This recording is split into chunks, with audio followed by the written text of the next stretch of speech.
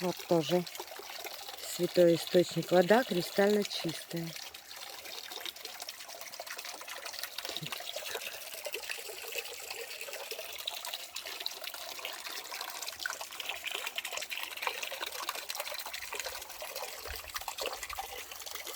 Святой источник в Топловском женском монастыре.